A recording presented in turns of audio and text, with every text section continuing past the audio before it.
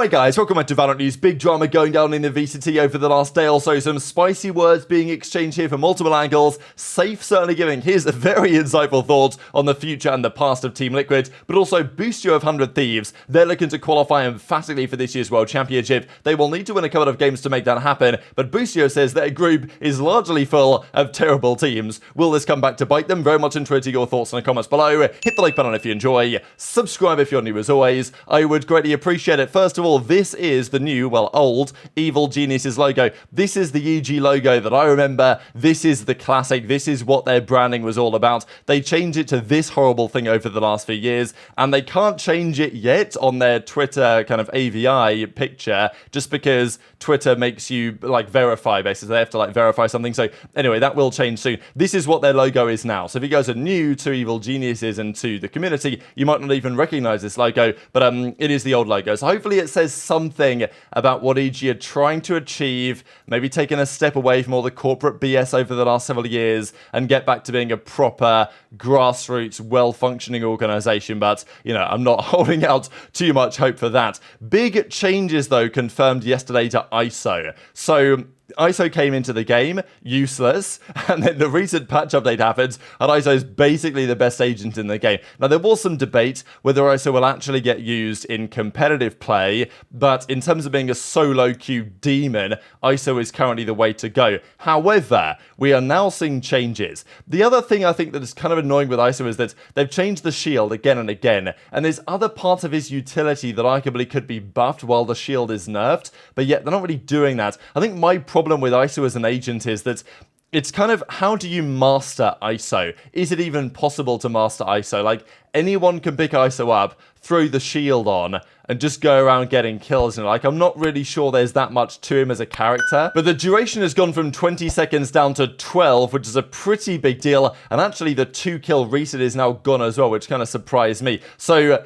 you know, ISO's gone now from being incredibly good to probably not all that good. It's still going to be useful, right? Because if the other team hears the shield come online, you've still got 12 seconds to clear out the bomb side and get the bomb down, right? Rather than, because obviously the other team are kind of running scared at that point. Will the pros use him now? I'm not so sure. I think the one that I'm really watching, though, is Neon, right? Because even with the ISO buffs that happened, yes, dominant agent in solo queue and all this, and Riot might have to have a think about that, as clearly they are doing with this upcoming patch in 9.00, which is going to arrive in the relatively near future. It's Neon that I'm looking at, because Neon is an agent that can and will be used in competitive, and is just really good. And we've seen some crazy clips coming out of competitive gameplays over the last couple of days of what these guys have been up to, and I don't think that is stopping anytime soon. So, you know, we talked about ISO. I think personally Neon is the character to watch for this upcoming stage. Quickly on Ye, if you guys saw a while ago, Ye was confirmed to be stepping down, or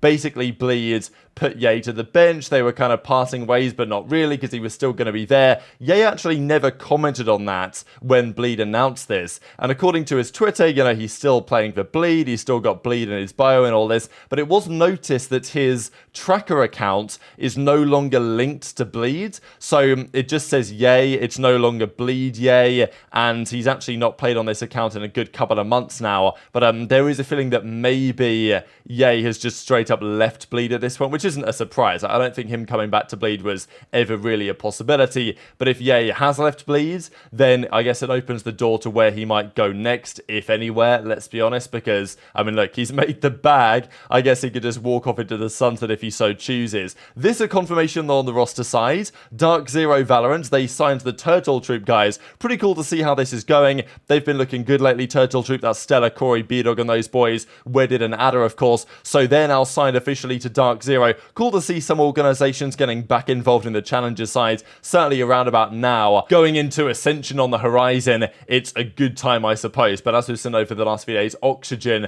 they quite possibly are one of the serious teams to beat. This is what's happening, though, in EMEA, and I have to share a hilarious clip in a second from Sayf on what's happened in Group A. The other game, by the way, was over. The other group, it was Giant X took down Gentlemates 2-1.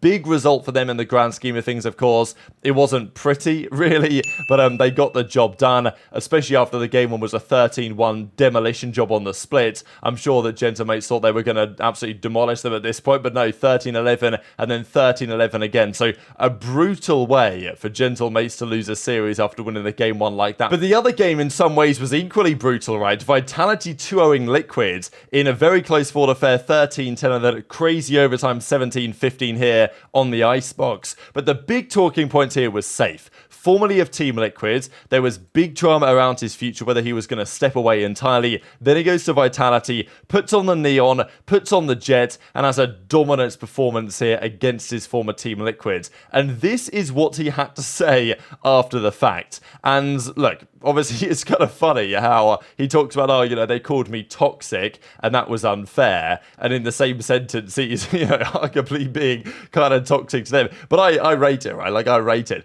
This guy is obviously frustrated with the way that he was treated and is just letting all of it be known very publicly. So it's pretty rare. We see trash talk in, obviously, competitive esports, but it's pretty rare to see trash talk to such an extent like this, where, you know, there's no joking around here. This is just straight up vitriol from Sayf towards his former team. I think he did clarify, like, with the players themselves, maybe not so much bad blood, but with the organization and the way that they handle things, absolutely Sayf is going to cook it. I mean, I have resentment towards that team.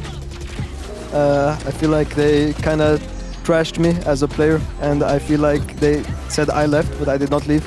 I was fired, and I don't know, like, I felt bad that everyone was pointing fingers at me all the time, saying that I'm toxic and all this like crap that's so unbased and like there's nothing to it.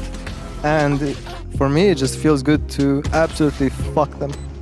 I mean, this is what it's about, right? Being able to get your revenge, being able to stay in this league and being able to keep winning. So is that something that you feel like... But let's talk about what's going to be happening in the Americas here. This was a hilarious thing as well that wasn't spotted, I thought, last night. So you guys might have seen the other day that NRG did the video and FNS was obviously joking around and saying, oh, Zeltis is the most overrated VCT player, and obviously doesn't really go into much reasoning about it. But like, obviously, this is just a joke. But this guy, Coach Kona here, who I think works with some of the players, wrote an entire essay here on why Zeltis is actually good. And I just thought it was really funny, like, why exactly this came out. But he goes through all the things that he does really well, you know, like high performance as a combination of all of these talented skills as you do all this. And obviously he then finishes out and saying, like, obviously this is just bait to stir the pot, which like, obviously he was joking, right? I mean, let's be real. But instead we get this massive thread of why Zeltis is actually a good player. And FNS is like, yeah, are we serious right now? What are we talking about? But also some other drama in the America side coming out of this man.